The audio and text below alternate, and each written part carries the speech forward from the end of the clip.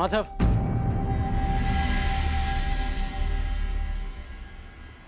मित्र,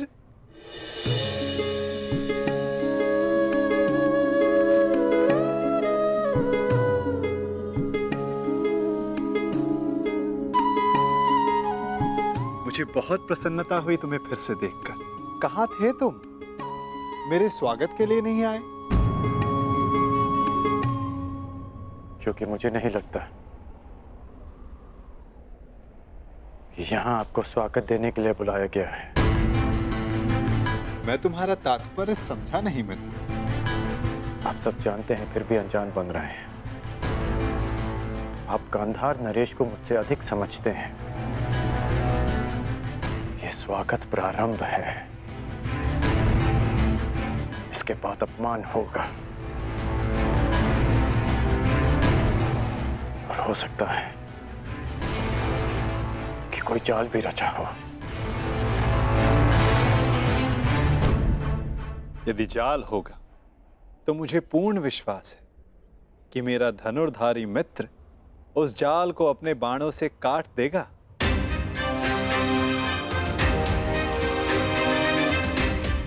यदि मैं ऐसा नहीं कर पाया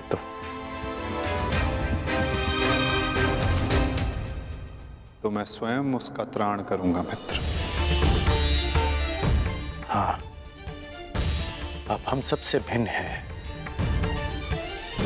अधिक सक्षम हैं,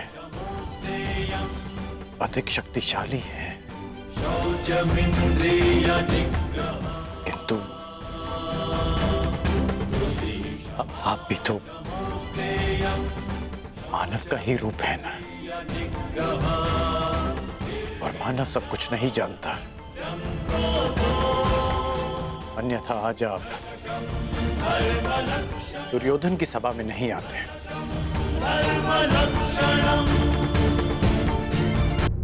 मानव सब कुछ कहाँ जानता है? जैसे कि तुम। यदि तुम भी सब कुछ जानते होते हो तो दुर्योधन की ओर नहीं होते मित्र।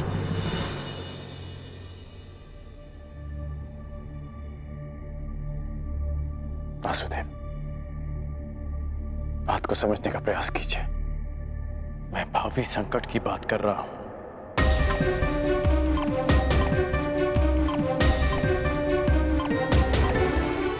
आगे मत बढ़िए, रुक जाइए वासुदेव।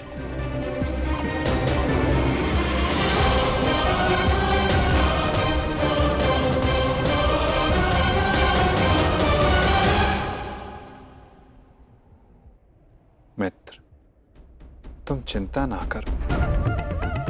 यदि मैं हर उस स्थान पर रुक जाता जहां संकट संभव था तो मेरे जन्म लेने के पश्चात मैं बंदी गृह में नहीं रुक जाता मित्र।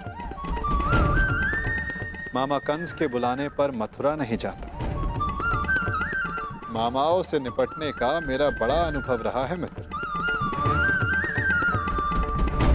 मैं जानता हूं कि भीतर क्या होने वाला।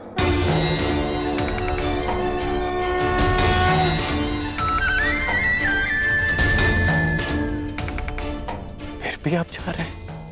हाँ मित्र, मैं इसलिए नहीं जा रहा कि ये मेरी इच्छा है। मैं इसलिए जा रहा हूं कि वहां राज्यसभा में जो होगा उसके लिए वहां मेरा होना आवश्यक है। परंतु महत्वपूर्ण प्रश्न यह है मित्र कि मैं ऐसा कर क्यों रहा हूं? इस सभा के पश्चात मुझसे मिलना, कदाचित मैं भी तुमसे यही प्रश्न कर बैठूं। मैं यहां केवल हस्तिनापुर की सभा को संबोधित करने नहीं आया, मैं यहां तुमसे भी मिलने आया हूं मित्र।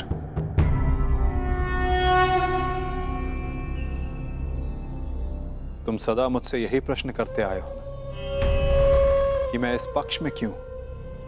मेरा मत क्या है? क्या मैं ही कर्ता धर्ता हूं या केवल दृष्ट? क्या मैं ही कार्य साधता हूं या कार्य का साक्षी मात्र?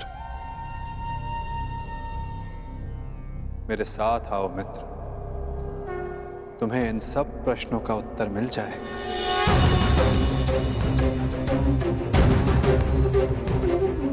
मैं इस सृष्टि का साक्षी, आज तुम मेरे साक्षी बनो मित्र।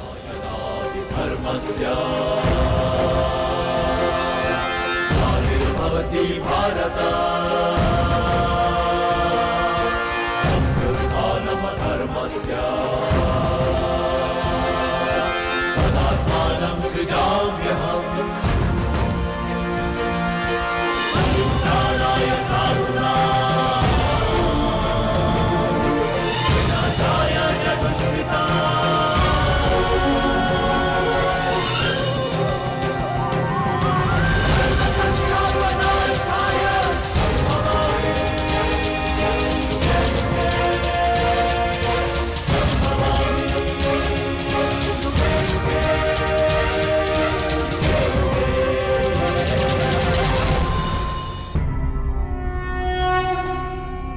यदा यदा हि धर्मस्य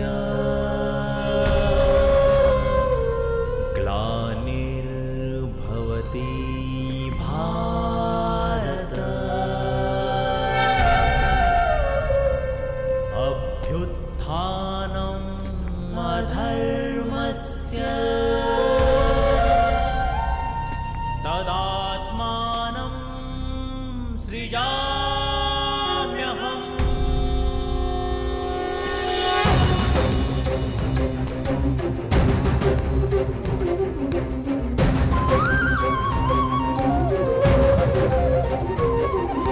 यदा यदा हि धर्मस्य ग्लानिर्भवति भारत अभ्युत्थानम् अधर्मस्य तदात्मानं सृजाम्यहम्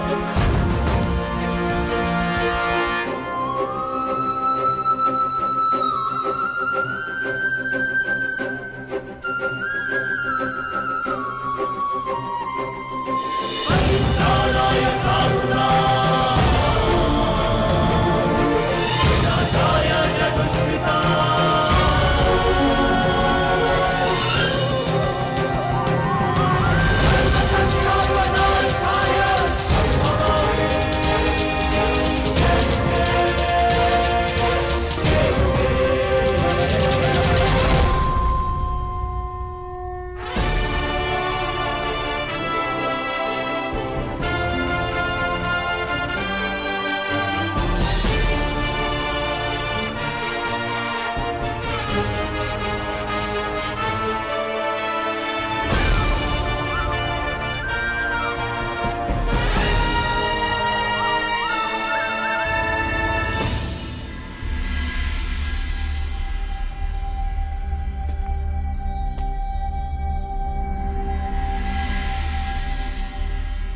प्रणिपात उस महान योद्धा को जो कुरुवंश के सबसे बड़े संबल हैं, जिन्हें संसार स्मरण करेगा तो इसलिए कि उन्होंने अपना संपूर्ण जीवन, अपना कर्म और अपना धर्म समस्त कुरुवंश को समर्पित कर दिया।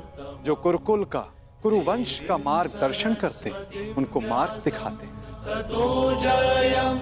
कुरु गौरव महामहिम भीष्म को प्रणिपात।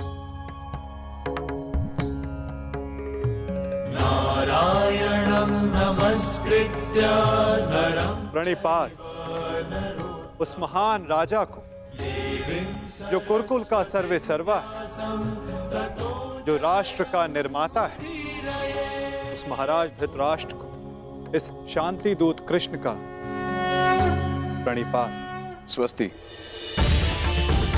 अपने ज्ञान और शिक्षा के बल पर सामान्य कुरु कुमारों को भारतवर्ष का महान योद्धा बनाने वाले अर्जुन, भीम, दुर्योधन जैसे महान योद्धाओं के आचार्य श्री द्रोणाचार्य को मेरा प्रणिपात। कल्याण हो वसुदेव।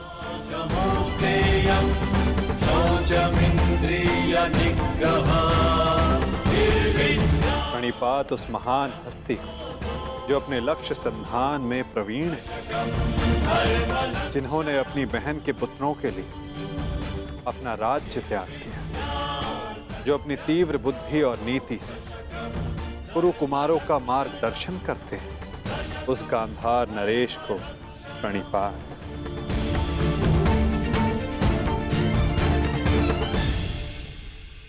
प्रणिपात महानितिज्ञ महात्मा विदुर को।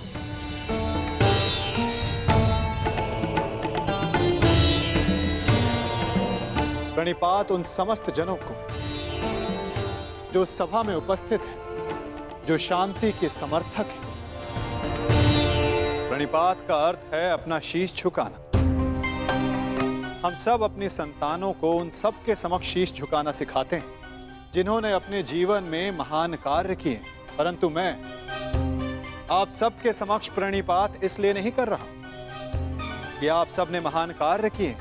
मैं प्रणिपात इसलिए कर रहा हूं कि आप सब अब भी एक महान कार्य को संपन्न करने के लिए सक्षम हैं। वो महान कार्य जो कि एक महायुद्ध, एक महाविनाश है, उससे मुक्ति पाना,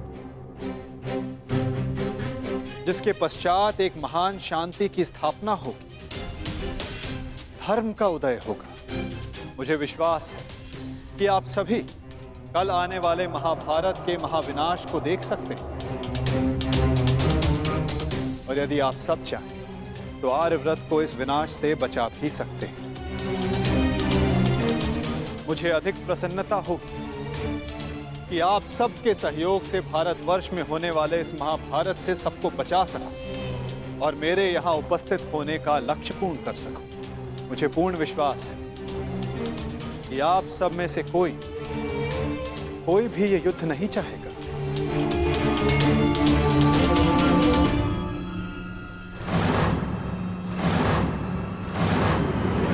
संसार का सबसे बड़ा कष्ट होता है परिवार में आया क्लेश। परिवार का अर्थ है ऐसा समूह जो साथ रहे, जो एक दूसरे के साथ जिए, एक दूसरे का संबल बने।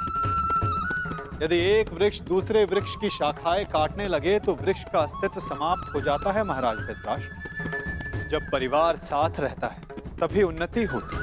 मेरी मंत्रणा यह है कि एक वंशज के अहंकार के लिए समूचे वंश को दांव पर लगाना उचित नहीं, क्योंकि यदि वंशज का अहंकार जीत भी गया तो वंश अपना अस्तित्व हार जाएगा।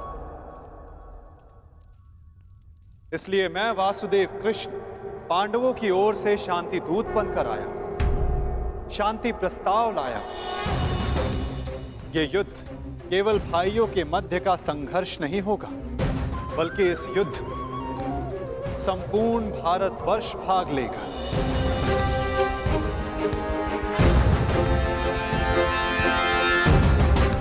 इसलिए विनाश भी सैकड़ों, सहस्त्रों और लाखों नहीं, करोड़ों में होगा। और इसीलिए मैं ये अंतिम प्रयास करने आया, ये प्रस्ताव लाया कि आप सभी इस महाभारत को, इस महायुद्ध को रोकने के लिए मेरी सहायता करें।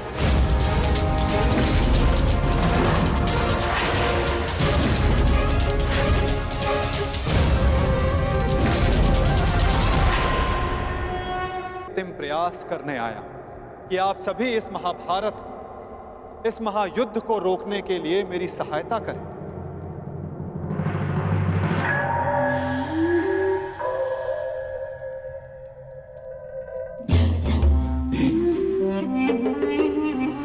साधु साधु वासुदेव, आप तो सचमुच धन्य है। मुझे स्मरण नहीं होता कि कितना समय हो गया ऐसे शांतिपूर्ण वचन सुने हुए।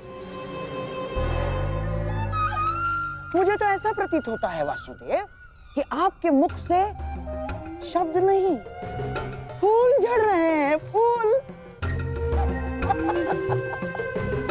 मैं अभिभूत हो गया वासुदेव, और सच कहूं वासुदेव, मैं भी आपसे सहमत हूं।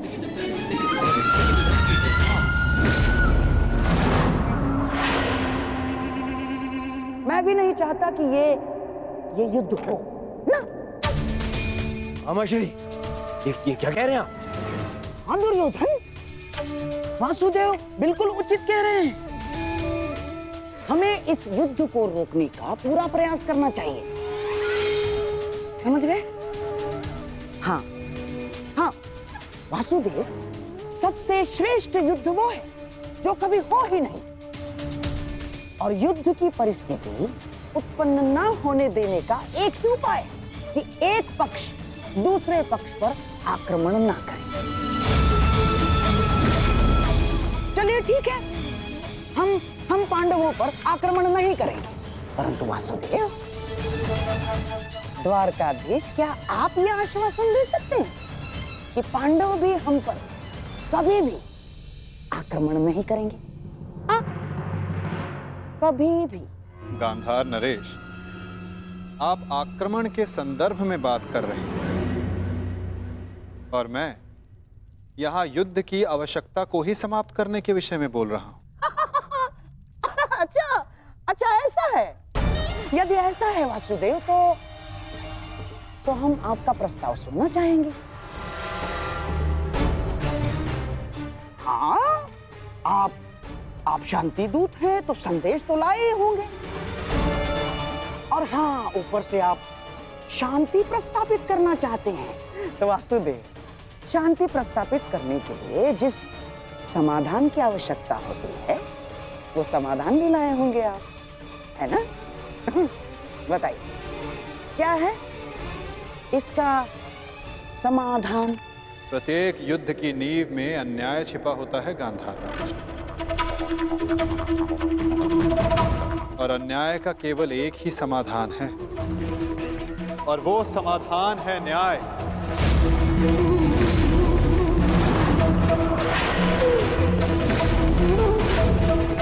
वो न्याय जिस पर केवल पांडवों का अधिकार है, उनसे किए गए वचनों को ना निभाने का न्याय, उनसे किए गए वचनों को ना पूर्ण करने का न्याय। इस भरी सभा में जो अधर्म हुआ, जो अन्याय हुआ, उसके प्रति न्याय। महाराज धृतराष्ट्र, मैं यहां पांडवों की ओर से उनके साथ जो अन्याय हुआ उसका न्याय मांगने आया। कैसा अन्याय वासुदेव? वो अन्याय जो एक धर्म सभा में एक अधर्म द्यूत माध्यम से हुआ था। वो अन्याय जो कुरुकुल के ज्येष्ठ जनों के समक्ष कुलवधू पांचाली के साथ हुआ। यदि उस अन्याय का त्राण हो तो इस महायुद्ध को रोका जा सकता है।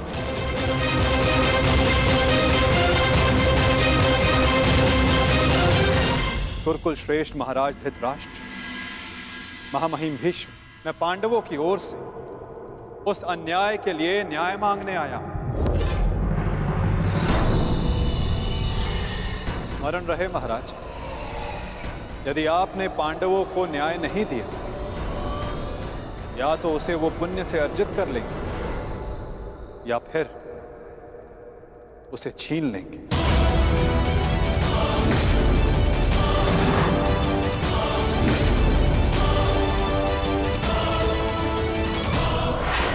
अब निर्णय आपका है।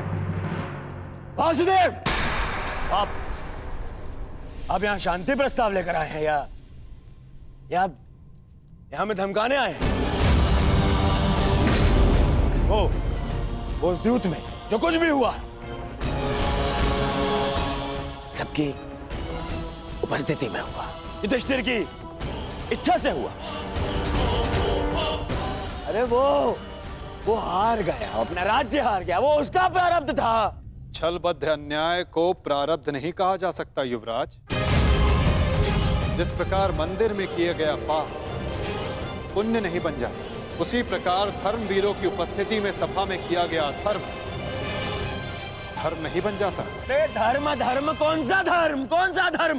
कोई धर्म नहीं हुआ। नारी नारायणी होती है युवराज, और भरी सभा में एक नारी का एक कुल वधू का वस्त्र हरण अधर्म नहीं?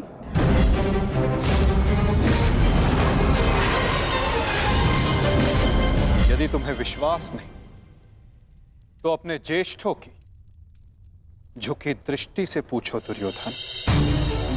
उन वस्त्रों से पूछो जो आपको आपके मन की नग्नता अनुभव कराने के लिए आपके शरीर से दूर हो गए। उन प्रतिज्ञाओं से पूछो जो पांडवों ने अपने भ्राताओं के विनाश के लिए मांगी। ये प्रतिज्ञा लेता हूँ और यही जंगल तोड़कर तुम्हारा प्राण दे लूंगा दुर्योधन। उस श्राप से पूछो जो द्रौपदी ने समस्त कुरुकुल को दिया। इस सभा में उपस्थित वो हर व्यक्ति जिसने मौन रहकर ये अधर्म होते हुए देखा, उन्हें उनके मौन रहने का दंड मिलेगा। श्राप है ये अपनी सुता द्रौपदी का। परंतु यदि आप सब चाहें तो पांडव अपनी प्रतिज्ञा को त्याग देंगे।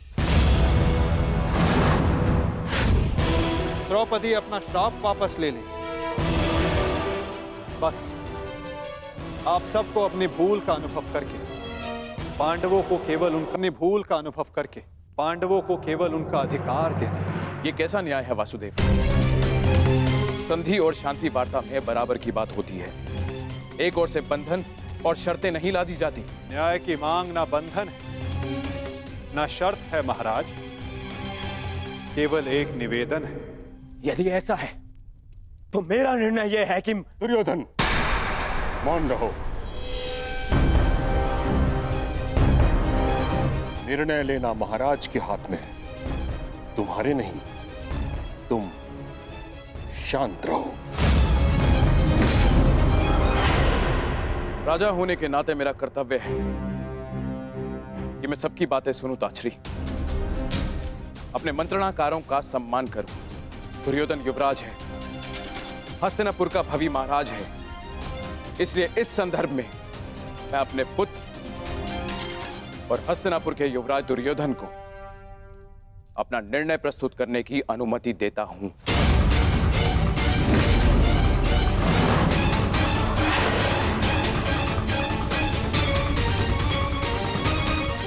धन्यवाद पिताश्री। हाँ तो सुनिए वासुदेव, ऐसा है कि उस द्यूत में पांडव स्वयं अपना अधिकार हार बैठे थे।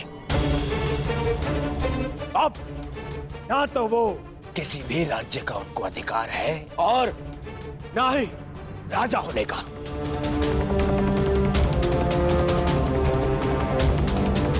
इसीलिए मैं दुर्योधन ये घोषणा करता हूं कि हस्तिनापुर आपका ये शांति प्रस्ताव ठुकराता है।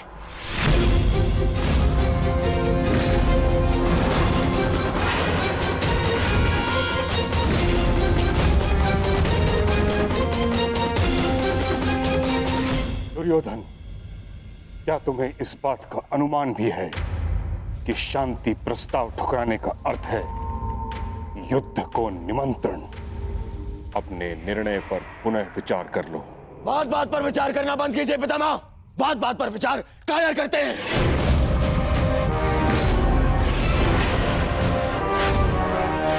योद्धा का जन्म ही युद्ध के लिए होता है और मैं इस युद्ध के लिए प्रस्तुत हूं।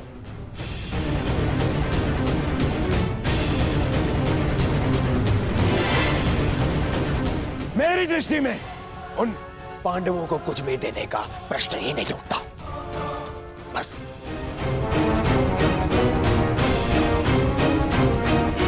मैंने ये सभा समझौते के लिए रखवाई थी, न कि अपने ही अधिकार के त्याग के लिए। ये मेरा अंतिम निर्णय है। मैं उन पांडवों को इंद्रप्रस्थ नहीं दूंगा तो नहीं दूंगा।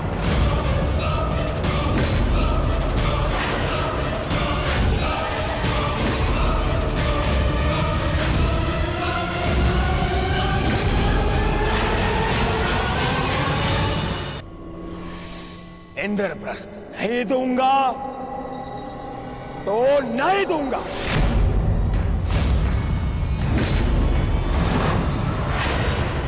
उचित है दुर्योधन, तुम इंद्रप्रस्थ रख सकते हो, उसकी सेना भी रख लो, अस्त्र शस्त्र रख लो, लाखों गाय अश्व, उसकी प्रजा भी रख लो, कोटि कोटि धन संपत्ति, जो कुछ भी पांडवों ने अपने परिश्रम से अर्जित किया था वो सब रख लो दुर्योधन। परंतु इस अन्याय के प्रतिकार स्वरूप केवल एक कार्य कर दो। प्रतीक के रूप पांचों पांडवों को 5 गांव दे दो।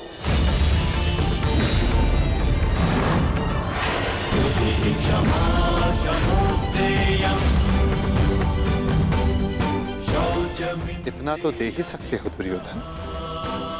5 पांडव वहां सुख से निवास करें और कुछ नहीं चाहेंगे। इस युद्ध को टालने के लिए केवल 5 गांव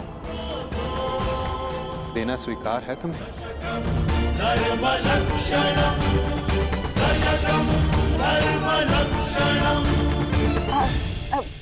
वासुदेव वासुदेव वासुदेव, यदि दुर्योधन 5 गांव दे देता है तो क्या आप वचन देंगे कि पांडव इंद्रप्रस्थ की चाह में आक्रमण की चेष्टा नहीं करेंगे? हाँ गांधार नरेश, मैं वचन देता हूं कि इस स्थिति में पांडवों की ओर से कोई आक्रमण नहीं होगा, वो हर परिस्थिति में संतुष्ट रहेंगे। कह दो दुर्योधन, इससे अच्छा प्रस्ताव कोई नहीं होगा। महाराज, मैं आपसे विनती करता हूं कि यही अवसर है, अंतिम अवसर। आप इस प्रस्ताव को स्वीकार करके इसको यहीं रोक दीजिए। साक्षी का कहना उचित है पुत्र, हाँ कर दो, इसी में सबका हित है। मित्र, मैंने सदा इस युद्ध का पक्ष लिया है। मैंने सदा अर्जुन से अपना अधूरा द्वंद्व पूर्ण करना चाहा।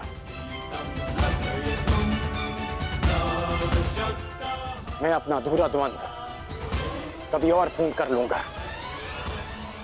इस समय पूरे भारतवर्ष को महाविनाश से बचाने की आवश्यकता है। हाँ कह दो मित्र।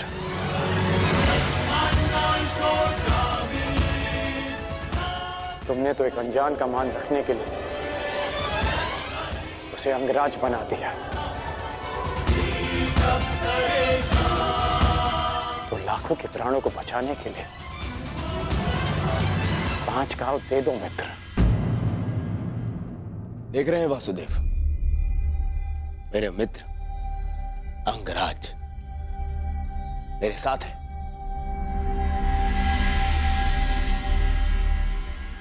और आपको तो अच्छे से ज्ञात है कि कर्ण को अंगराज मैंने बनाया। उसे वो दिया है मैंने जो पांडव नहीं दे पाए, ना पांडव ना पितामह। और ये मेरा वचन है, यदि मेरा मित्र मुझसे प्राण भी मांगेगा तो वो भी मैं प्रसन्नता से दे दूंगा।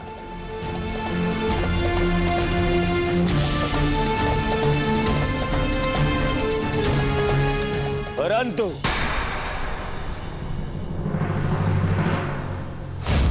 ऐसा सोचना भी मत कि मैं उन पांडवों को कुछ भी देने वाला हूं।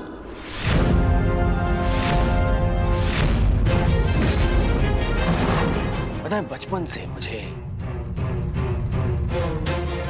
यही आभास कराया गया है कि मेरा किसी भी वस्तु में कोई अधिकार नहीं, ना अपने पिता के राज्य पर, ना सिंहासन पर। जो भी मिले या तो दे दो या उन पांडवों के साथ में बांट लो।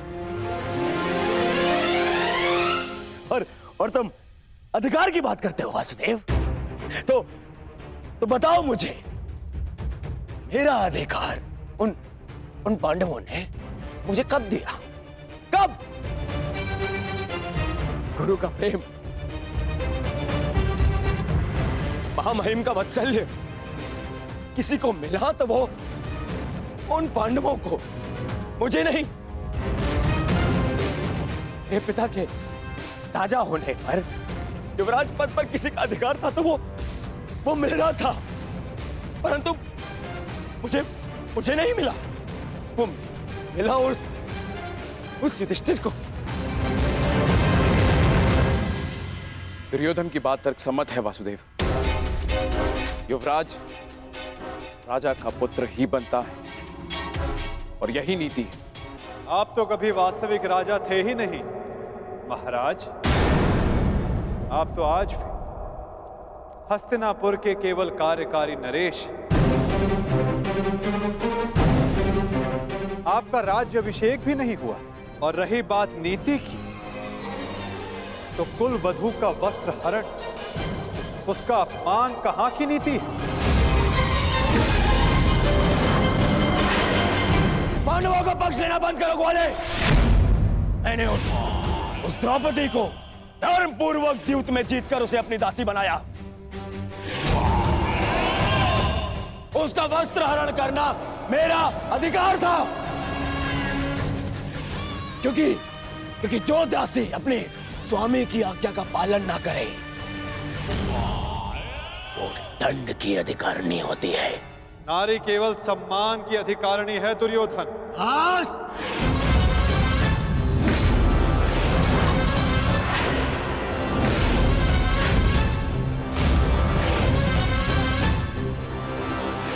दूत बनकर आए हो,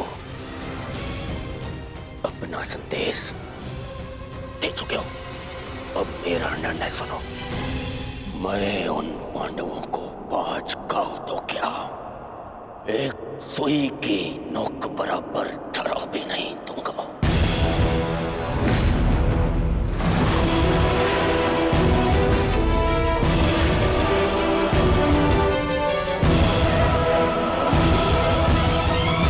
तुम्हारा संदेश भली भांति समझ लिया है युवराज। अब वही होगा जो तुम चाहते हो दुर्योधन।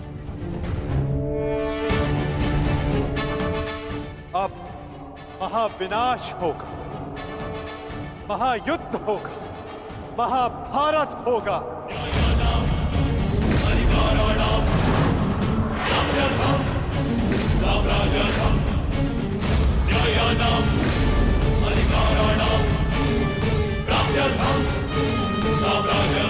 प्रणिपात।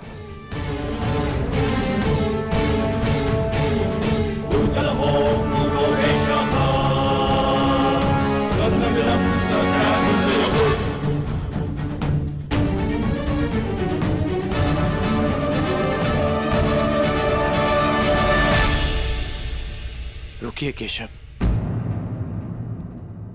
मित्र, एक बार और विचार कर लो। अरे मित्र, राजा बलि की कथा स्मरण है तुम्हें? वो मायावी वामन उनसे 3 पग मांगने आया था। 3 पग भूमि, और उस 3 पग में उस वामन ने न केवल तीनों लोक नाप लिए, बल्कि उस बलि का नाश भी कर दिया।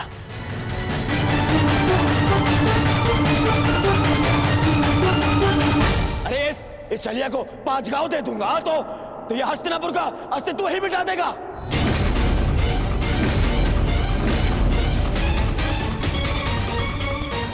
अखंडी कृष्ण, तुम्हारी मीठी मीठी बातों का प्रभाव इन पर पड़ सकता है, दुर्योधन पर नहीं। तो फिर मैं प्रस्थान करता हूं।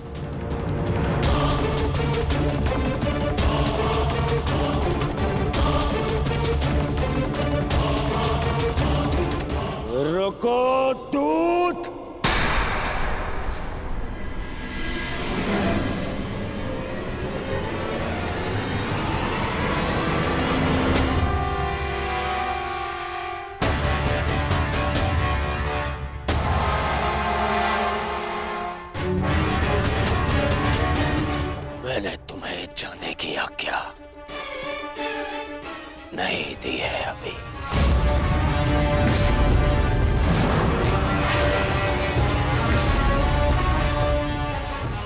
सब तुम्हारी माया से भयभीत हैं कृष्ण।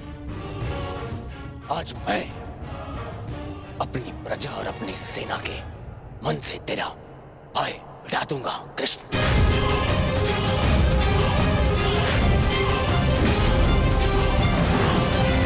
तुम हस्तिनापुर से बाहर नहीं जाओगे।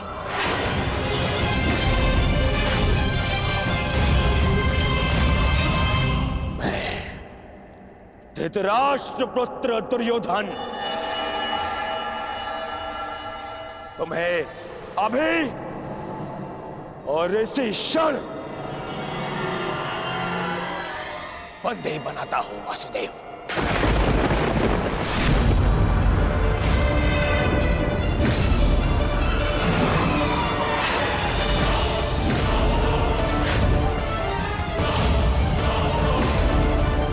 सैनिकों, बंदी बनाओ इस छलिए को।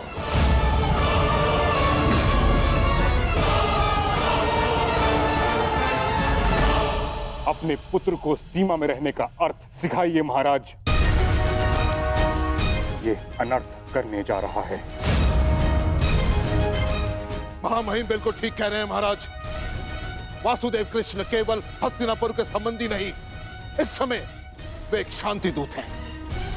और इस बात का स्मरण रहे महाराज, एक शांति दूत के साथ इस तरह का व्यवहार उचित नहीं है। आचार्य ठीक कह रहे हैं पुत्र। ऐसा अनर्थ मत करो। रावण ने भी यही मूर्खता की थी। उसने भी दूत का अपमान किया था और उसकी सोने की लंका जलकर भस्म हो गई।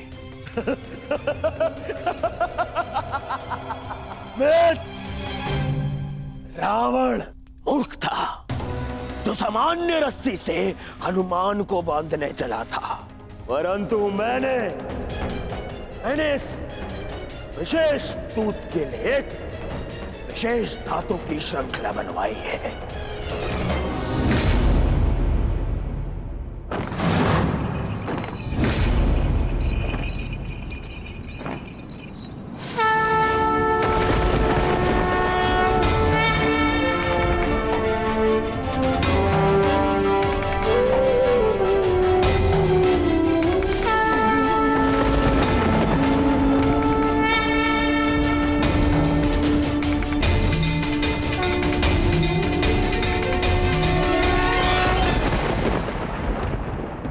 कुछ नहीं कहेगा।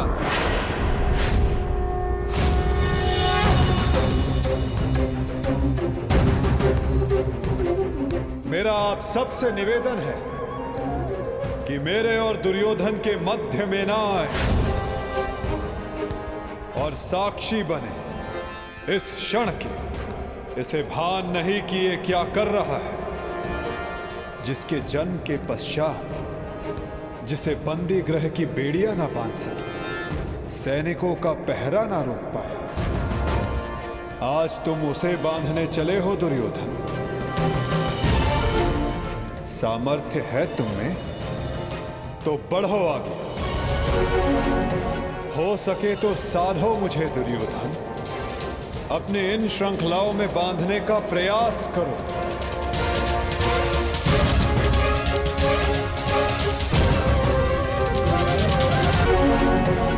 हो सके तो साधो मुझे दुर्योधन। अपने इन श्रृंखलाओं में बांधने का प्रयास करो।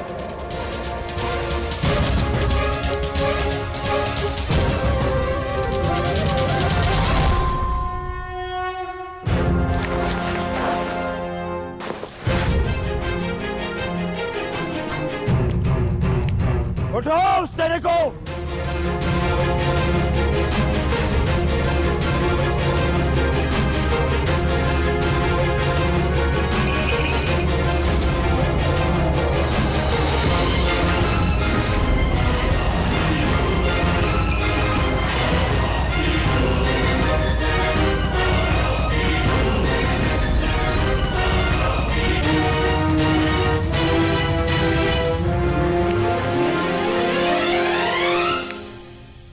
तुम्हें लगता है कि ये धातु श्रृंखला मुझे बांधने के लिए पर्याप्त है दुर्योधन?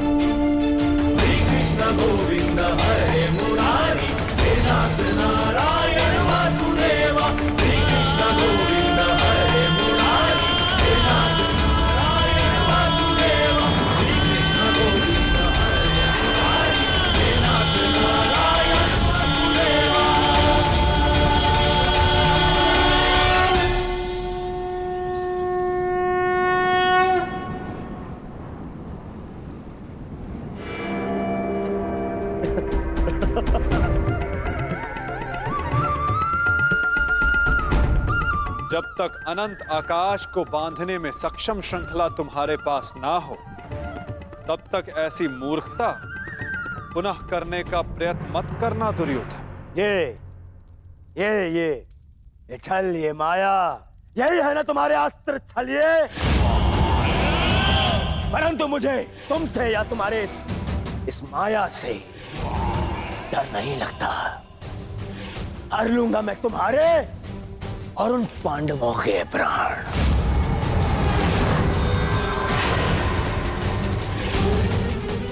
स्मरण रखना कि इस महायुद्ध में अंत करेगा तुम्हारा और उन पांडवों का यह दुर्योधन। जो स्वयं मृत्यु के शिखर से गिरने वाला हो, उसे अपने अंत की चिंता करनी चाहिए मूर्ख दुर्योधन।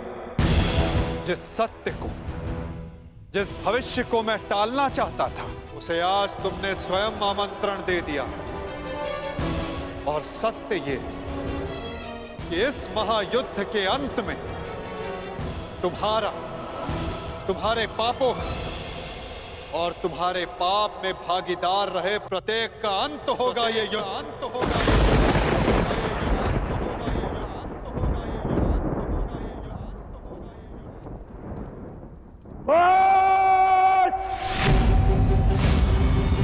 मेरे राज्य में, मेरे ही सभा में आके मुझे ही धमकी देता है छलिए। तुम्हारा राज्य, तुम्हारी सभा, इस राजसभा के समक्ष कितना सा आकार है तुम्हारा दुर्योधन, और हस्तिनापुर के समक्ष कितनी सी है ये सभा, और इस पृथ्वी के सामने कितना सा है हस्तिनापुर, और इस ब्रह्मांड में क्या स्थान रखती है ये पृथ्वी। यदि मनुष्य का अभिमान और दम उसके आकार से अधिक बड़ा हो जाए, तो वही मनुष्य को स्वयं अपने बोझ से मार डालता है। और तुम्हारे अंत का कारण भी यही अभिमान होगा दुर्योधन, और तुम्हारा अंत भी तुम्हारे इसी अभिमान से होगा दुर्योधन।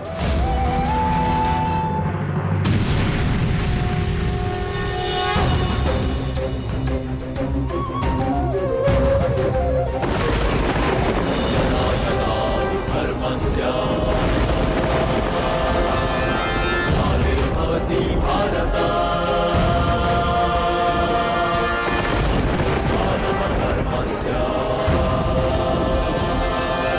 तदात्मानं सृजाम्यहम्, परित्राणाय साधूनां, विनाशाय च दुष्कृताम्।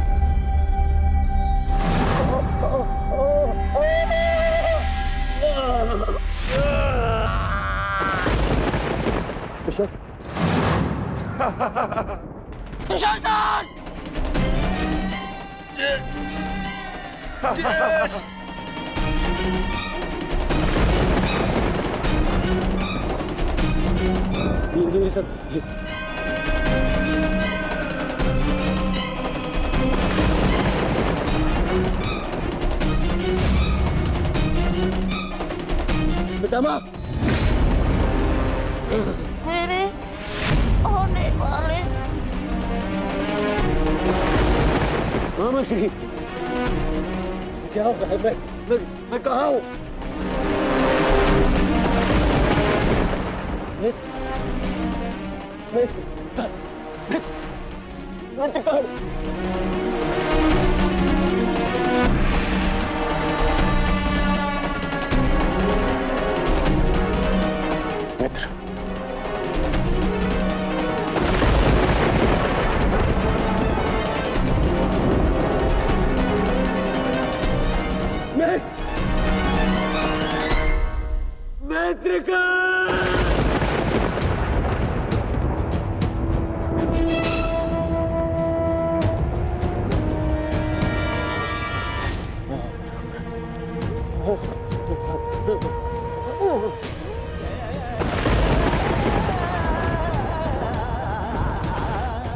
असंभव है ये, असंभव है ये। इसे तुमने ही तो संभव बनाया है दुर्योधन।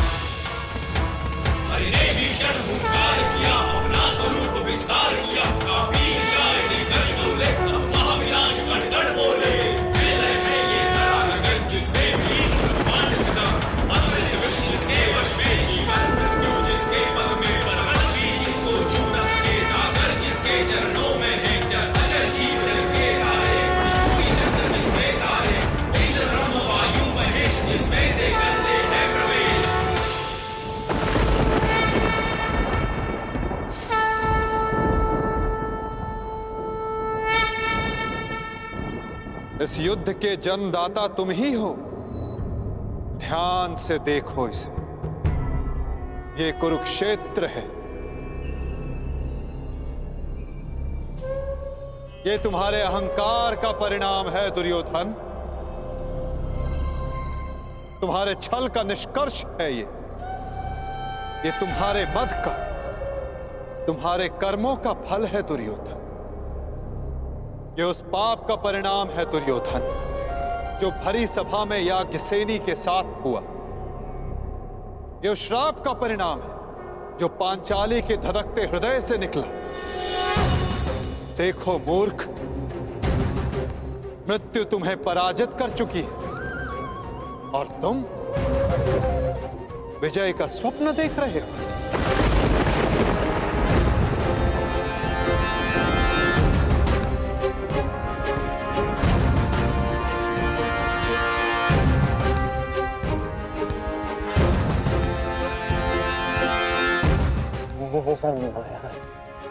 ये सब माया है। माया नहीं दुर्योधन, तुम्हारे कर्मों की छाया है ये। यही तुम्हारा भविष्य है, यही तुम्हारा प्रारब्ध, यही अंत है कुरुवंश का। युद्ध की चाह थी ना तुम्हें, महाविनाश देखने की इच्छा थी तुम्हें। ठीक है, युद्ध मिलेगा तुम्हें, महाविनाश देखोगे तुम। तुमसे पहले भी बहुत अहंकारी आए और उनका भी अंत मैंने इसी प्रकार किया। मनुष्य क्या, मैं तो सौर मंडल का सृजन और विनाश करता हूं। देखना चाहोगे तो देखो।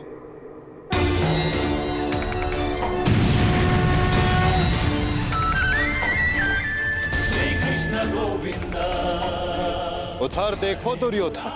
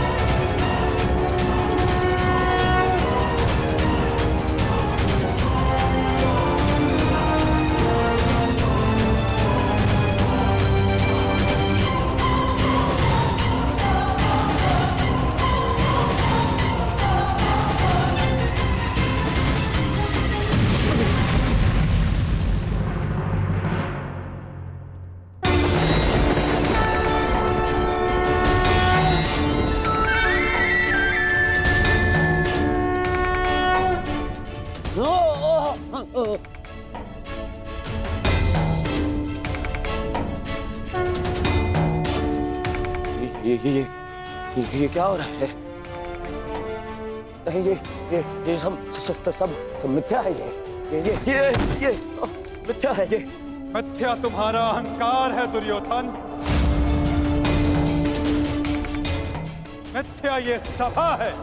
सत्य तो वो है जो तुम कभी समझ ही नहीं पाए। वो सत्य जो मैंने अभी तुम्हें दिखाया।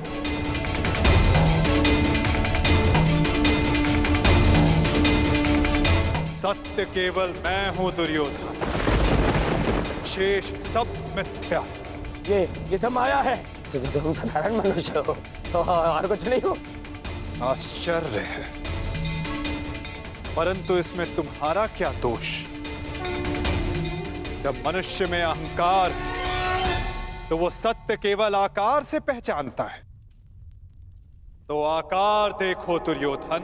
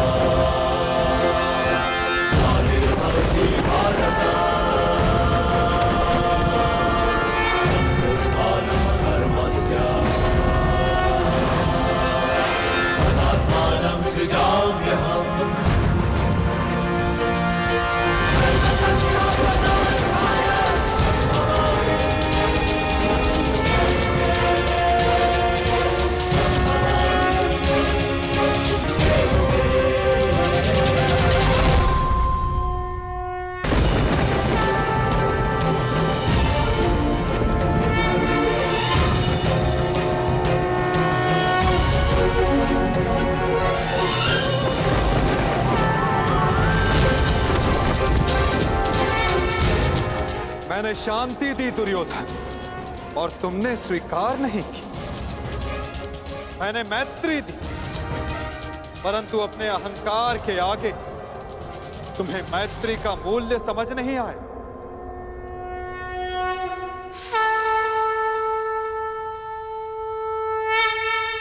मैं प्रेम लाया था, परंतु तुमने युद्ध मांगा दुर्योधन। तो सुनो, अब युद्ध होगा।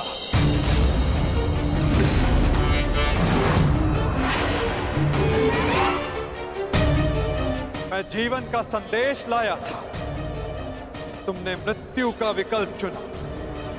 तो मैं मृत्यु दूंगा।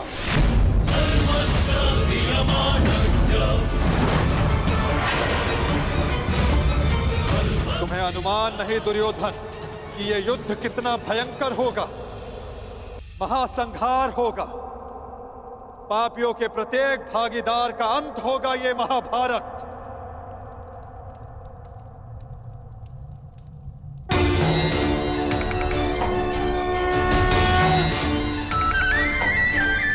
श्री कृष्ण गोविंद हरे मुरारी, हे नाथ नारायण वासुदेवा।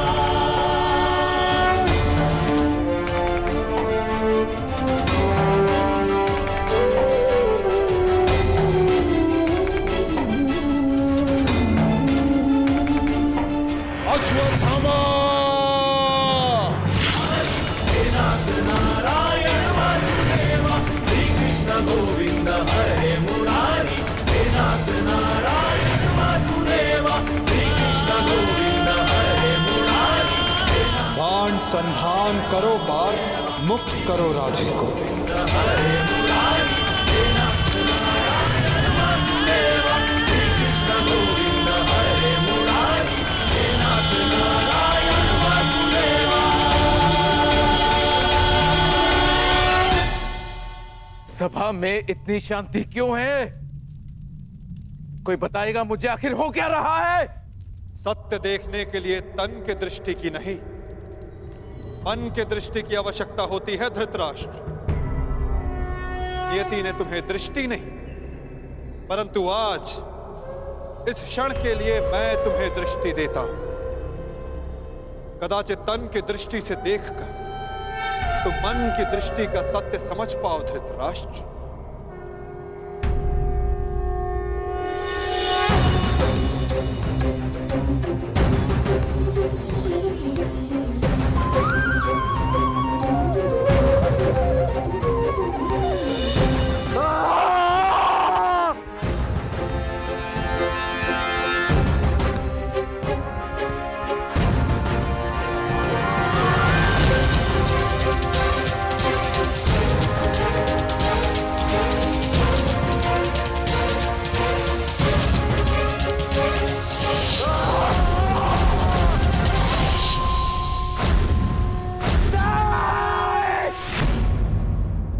नहीं चाहिए ये दृष्टि मुझे, वापस ले लो।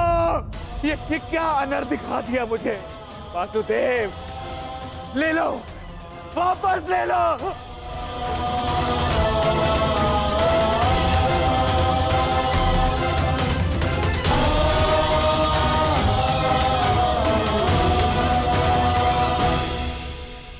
जो सबने देखा वही अंत है और वही नया प्रारंभ। परंतु ये आप सबको स्मरण तब होगा जब ये वास्तविक में आप सबके साथ घटित होगा।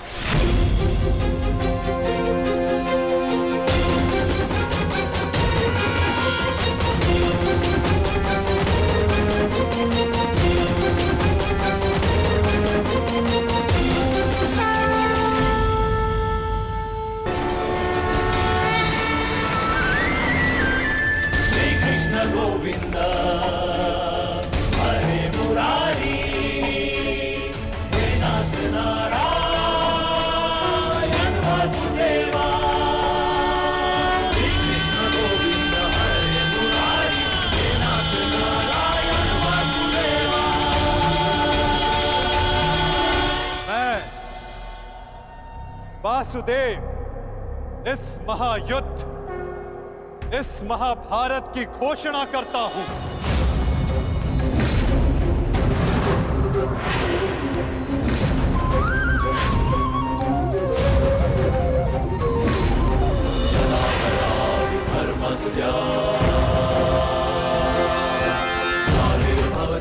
स्मरण रखना दुर्योधन,